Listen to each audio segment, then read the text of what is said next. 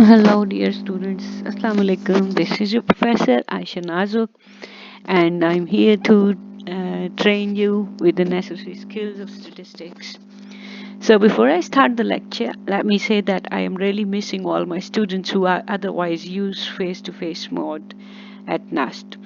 But I take on this opportunity of, learning to deliver in an alternative form or through a different media which online education is very common throughout the world, but you as a student may be experiencing it for the first time specifically from this professor Aisha Nazuk. So let's take this change as a new learning opportunity. As I often say in my classes, that change is the only constant. So to start the lecture, my take home is that accept all the changes in the life, right? Okay, so today the topic of my discussion is geometric mean, right? Which is in average. So before I start the discussion of about geometric mean, let me help you recall that right from the beginning of this course we started about summarizing the data with the help of graphs, charts, and then we made some frequency tables and different types of graphical analysis as well.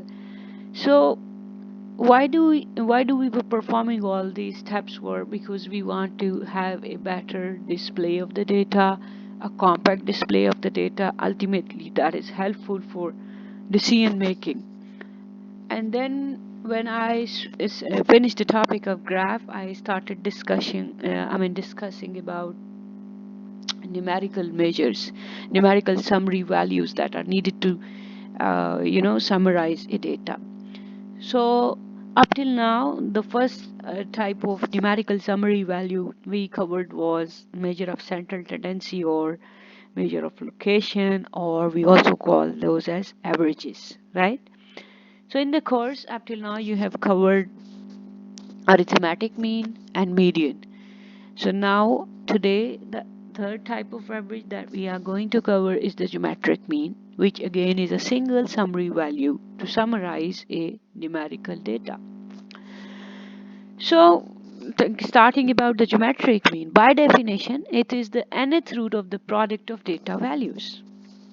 Apparently, this seems to be a very pretty fancy and technical type of a definition, especially for those who don't have the background of mathematics. What is this nth root?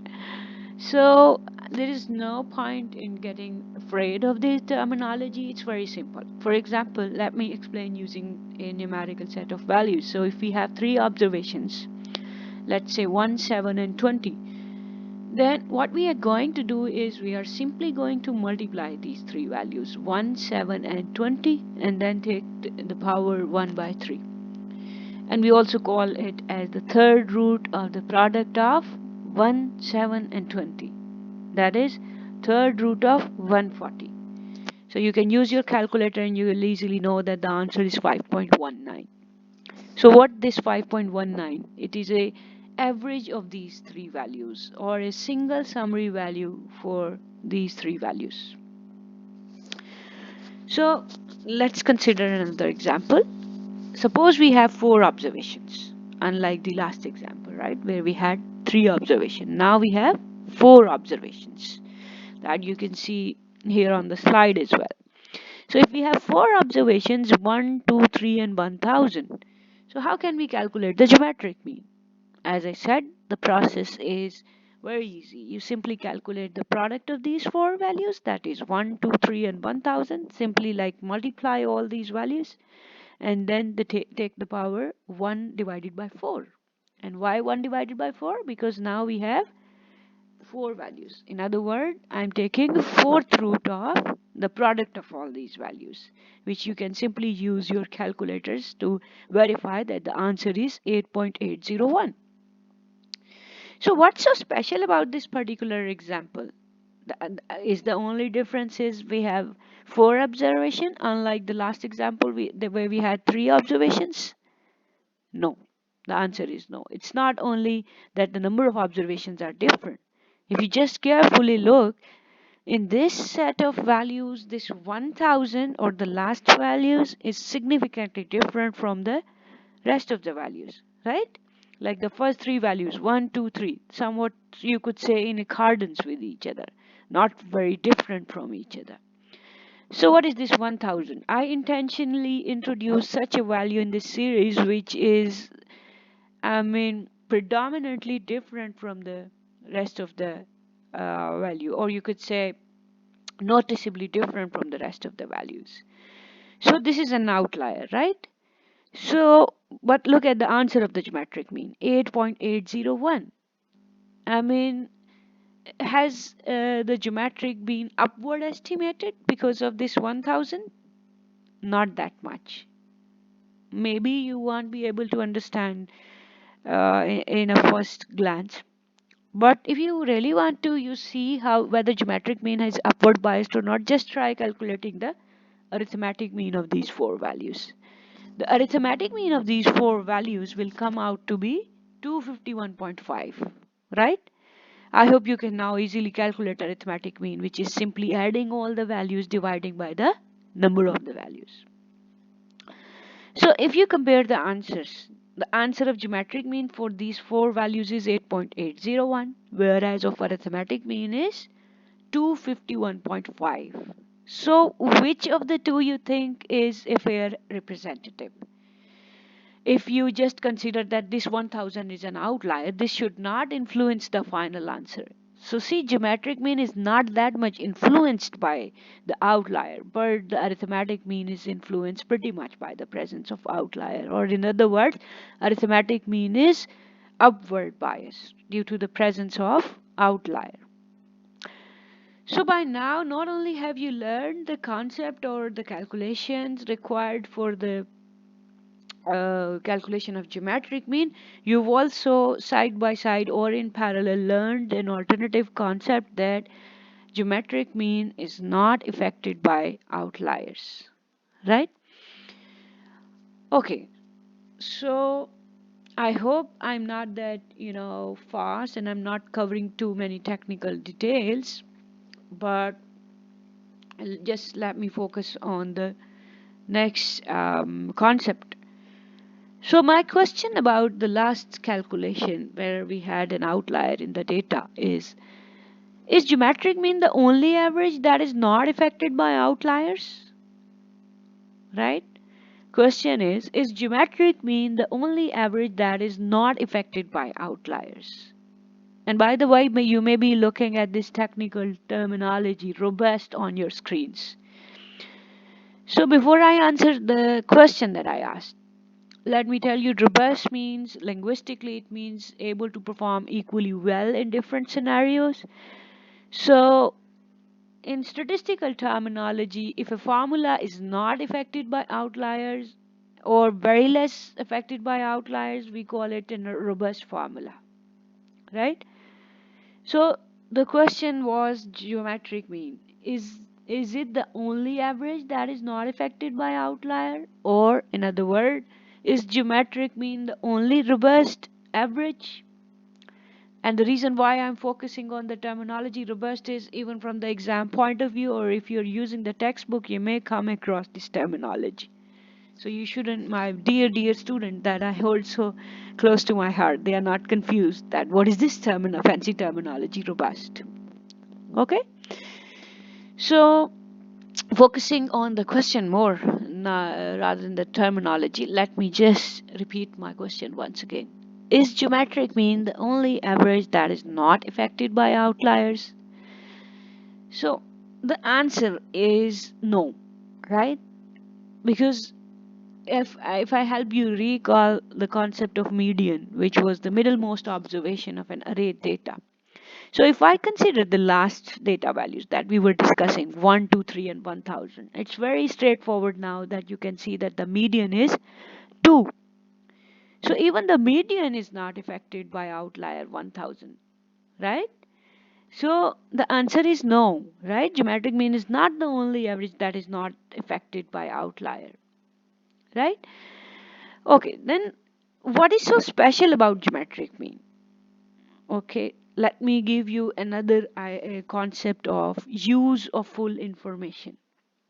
Recall that when we use median, it does not use its full data, as I discussed in detail during my face-to-face lectures as well. That median is simply the middle or the middlemost observations, right? So it's mathematically not using the full data. It's just sorting the data and picking up the middlemost.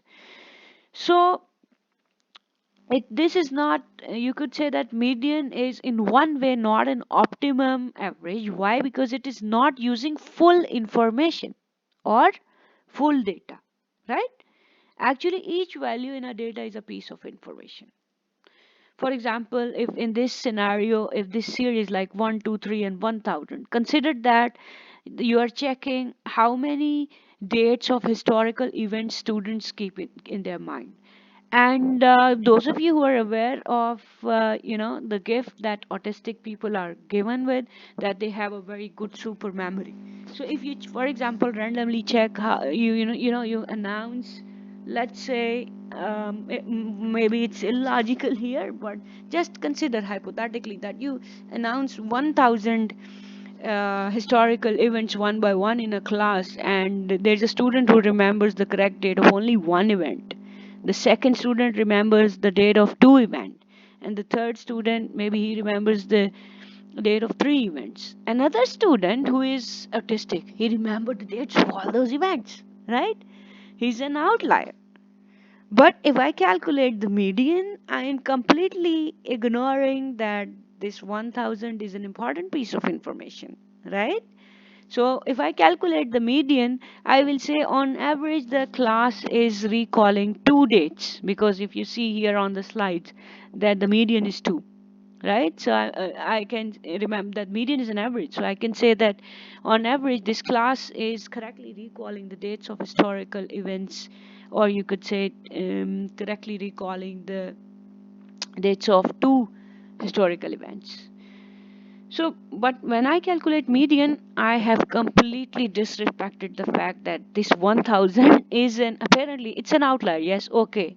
This is an outlier because autistic children, their presence maybe, if I, with all due respect, and if I'm not, that sensitive about the word choice, but I can say that the memory power, as far to our limited human knowledge, memory power of an autistic child can be treated as an outlier. So if I calculate the median, I am not using the value 1000. I am not using the value provided by an autistic child. So if I'm very much concerned about the full information use, so, and I don't want to be, overly overestimated due to this presence of this autistic child in the class, I can calculate the geometric mean of this series, which you can recall from the last slide that the geometric mean was 8.801. So roughly you could say, if you rely on geometric mean, you are saying that on average, if I round off, on average, students are recalling the dates of historical events, or correctly recalling the dates of historical events 9 times. Why? Like 8.801 was the answer of geometric mean, which is like pretty close to 9. So now when I'm giving or reporting the average, now not only my average is not overly influenced by the super memory power of the autistic child, and but still it is using that value, right? It is mathematically used in the calculations. So what's so special about geometric mean? Not only it is robust, that is, not only it is not influenced by outlier, nevertheless, it is also using full information provided in the sample, right? So if you have any query about this particular concept, maybe you can send me an audio recording and I'll be happy to provide further input into this for my dear students to understand this example. Okay, so moving to the next slide. So by now, before I start discussing the alternate formula for geometric mean, by now you have understood that geometric mean is a special type of average which is not influenced by outliers and which uses full data. Okay, now coming to an alternate formula for geometric mean. You may be thinking that why am I training you with two different formulas? Honestly speaking, if you have an ungrouped data, right, there is no need to use this log form of formula, right? But once I will cover the once I will cover the geometric mean for group data, you will come to know that it's very laborious and rather impossible to calculate geometric mean using the formula that we have just learned.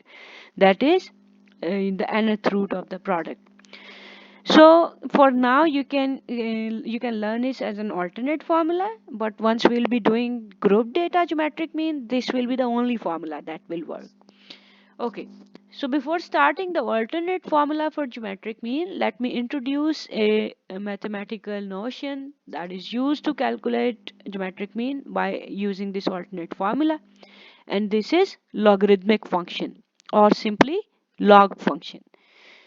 So what is meant by a log function? If I'm given log of x, x is any number, right? Log of a number x to the base a is any other number.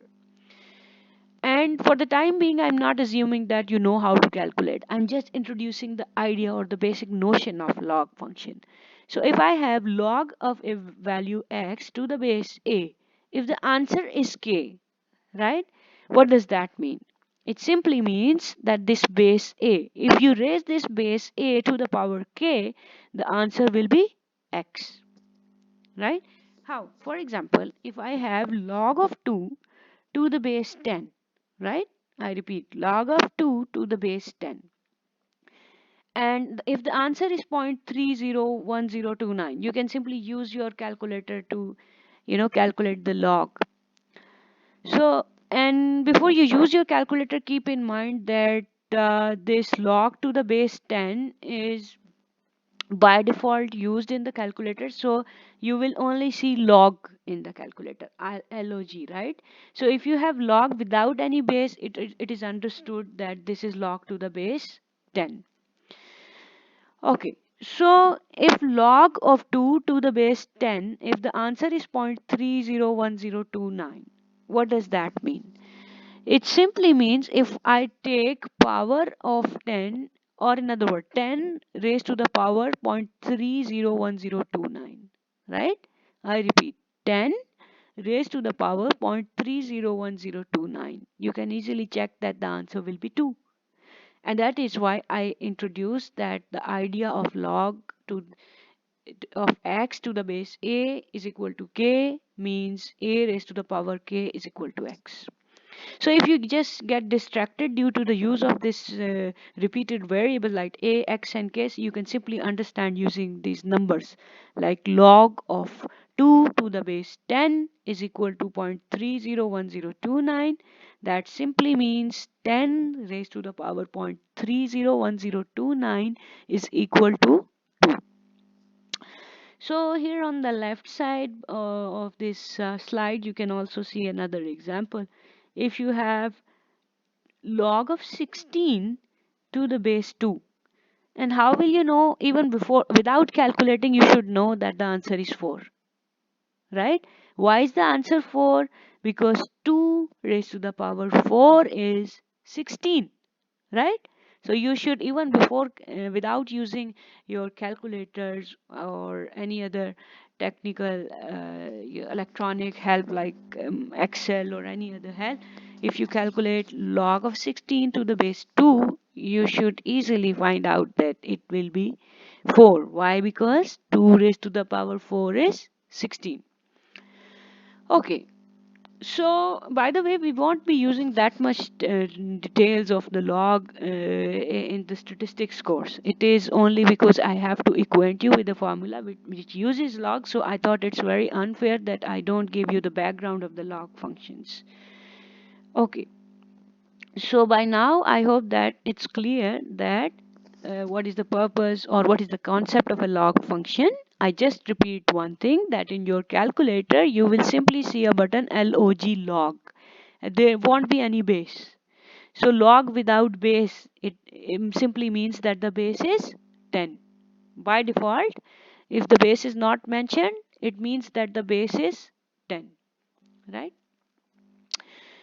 Okay, so there are two type of log functions, right? As I said, log function is set to the base 10. This is the by default or the intrinsic base. That is, even in your calculator, the log function written has a base of 10. The second type of log function is ln, which has a base e, right, or approximately 2.51.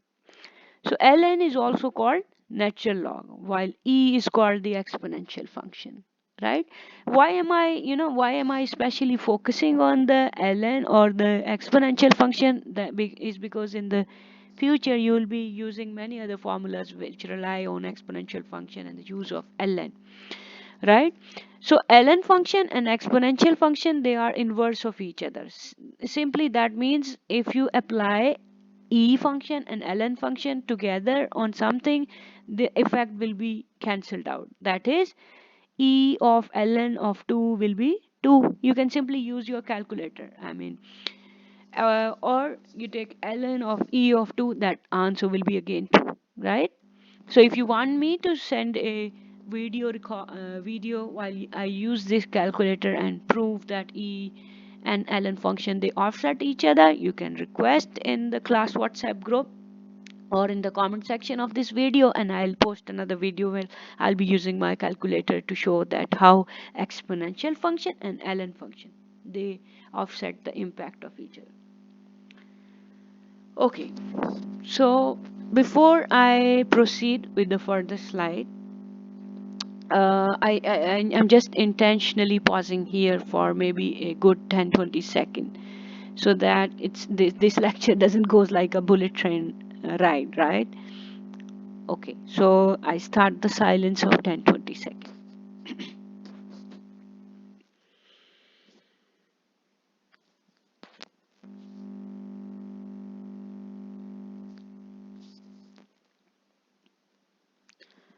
Okay, so now I'll be discussing about the two properties of log function that will be used while calculating of geometric mean by with the help of the alternate formula.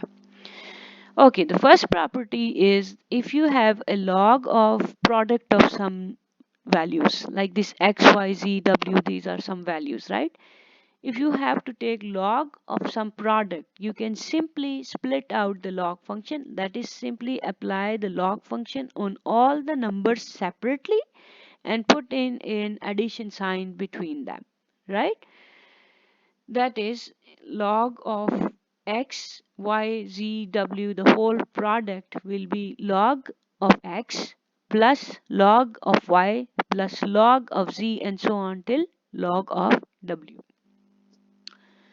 Then we have the second property, which says that if you have a log of some number raised to the power n, right? Log of some number, irrespective of whatever the base, both these properties are applicable, right? So whether the base is 10 or any other number, they are equally valid. So if you have log of a number to the base, log of a number to the power n, so by using this property, I can separate out the power n, which is multiplied, and then you take the log of only x, right? So to better understand these two properties, for example, if I have to calculate log of 1 into 2 into 3 into 1000 raised to the power 1 by 4, right? What I'll do by using the above two properties, I can simply, take this 1 by 4 outside this whole log equation, right? So 1 by 4, that is equal to 0.25, and log of these product comes out to be 6000, right? So now if you use your calculator and you find log of 6000, you will simply see that it is 3.7781, and then you multiply by 0.25 and your answer will be 0.944. So maybe you might be thinking that why am I telling all these properties? Once I'll discuss in the next slides the alternate formula, you will see that all these properties and the concept of log is used to calculate geometric mean through this alternate formula. Okay, So now finally I have this numerical same example so that you can easily verify the answer that we were discussing in the last slide. The values were 1, 2, 3, and 1000. So geometric mean of 1, 2, 3, and 1000 is how we defined it, that it is the fourth root of this product because these are four values. So if I take log on both sides, right? And you see I haven't mentioned any base. So now you know that the base is 10. So if I take log on both sides, then log of the geometric mean will be equal to log of this side, the right side. So based on the properties that we just learned in the previous slide, I know this 1 by 4 can be written outside this log equation, and then this product is 6000, and then these two or three step and you can simply see that the log of GM comes out to be 0.9445. So if I go back to the previous slide just for a moment, this was the reason I was trying to tell you that why this, the property, second property, that you take n outside the log equation, right? So this was the reason we were covering these properties. Okay, so coming back to this example, what I did, let me repeat once again for the ease of my students. I took log on both sides, and then I took this 1 by 4 outside this log equation, and 1 by 4 is equal to 0.25, and then these two or three simple calculations, and log of GMs come out to be 0.9445. But the problem is this is not geometric mean, right? This is log of geometric mean. So to cancel out the impact of this log, I take the anti-log, right? So geometric mean is anti-log of this number 0.9445. So in your calculator, either you can press shift log or second function log and then enter 0.9445, and you will see the answer will be 8.801, right? Same as we did in the start of the lecture when we were simply taking the fourth root of these four values. So by now, apparently, you have covered some, difficult topic like the concept of log. You have also covered some properties of the log. But the good part is whether you use log formula or you use the nth root formula, the answer will be exactly same, right? Once again, why am I teaching you this alternate formula? Let for the time being, you can trust your professor, and once we cover the group data, you will see that in the group data, you can only use the log version of the formula to calculate the geometric mean. Okay, so now I am covering some considerations or some properties of geometric mean. If you have the problem, or you could say a trait of geometric mean, if one of the data value is either negative or zero, then we have a problem. Why? Because you can simply try calculating log of his negative number or log of zero. You will see it won't be possible. It will be a mathematical error. So if you can't calculate the logs, you can now easily understand that you won't be able to calculate the geometric mean, right? So the first consideration is if the data value is 0 or negative, you cannot calculate geometric mean. Then the second, which you will now very easily understand, geometric mean is affected very less by the presence of outlier, or in fact you could say it is not affected by outlier, especially in the larger data sets, right? Okay, so geometric mean two consideration. First, you can't calculate when the data value is any data value is 0 or negative. Second, it's not affected by outliers. And the third one is it is ideal only for purely numeric data like height, weight, temperature, salary, etc. But the statement says ideal, right? We can use for ordinal data. But for the time being, let's not worry about it. I'll discuss in detail in the next slide. So as I said, geometric mean is ideal only for numeric data. So what does that mean? You see, nominal data is simply out of question. Like, what's nominal data? Although I have already taught this, but nominal data is just for naming, like the color of the, the name of the days of the week, like Monday, Tuesday, Wednesday. They are just for naming, right? Of course, we can never calculate the log of such type of a data, right? Even if I calculate by using dummy numbers, the interpretation will be totally illogical.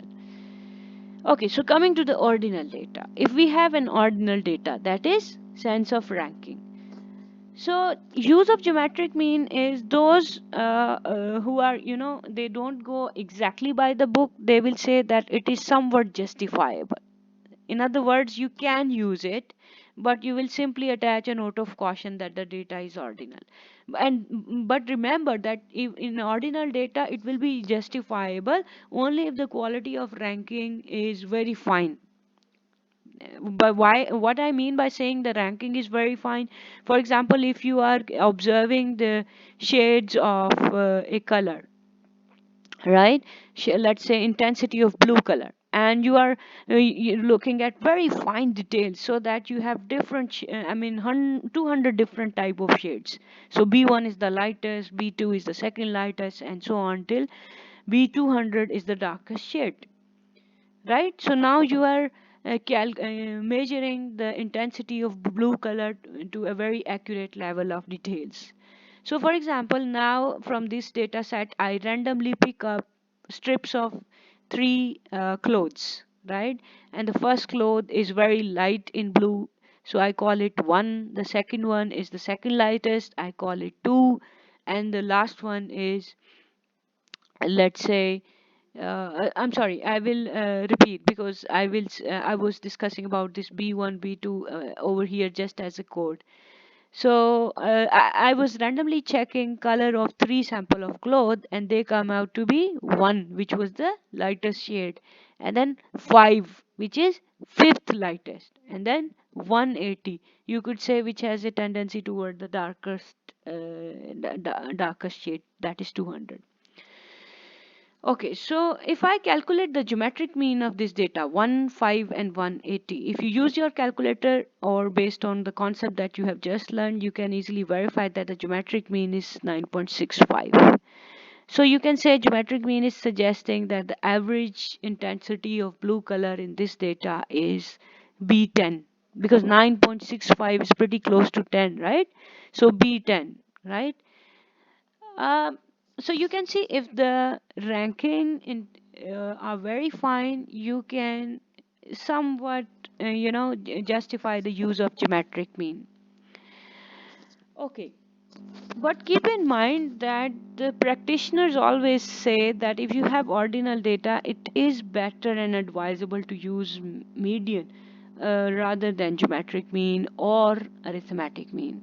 And why is the case? When you cover your textbook or consider different example, which in future you will get yourself acquainted with, you will get to know that the statistical handling of the data, whatever we do, depends upon what type of data is being collected. So from exam point of view, maybe if I ask you whether you can use geometric mean for ordinal data or not, you will say yes, it is justifiable, but provided the quality of ranking of that ordinal data is very fine, right? But outside the exam environment, if you are handling practical data sets, maybe if you have ordinal data, it's better to use median rather than geometric mean.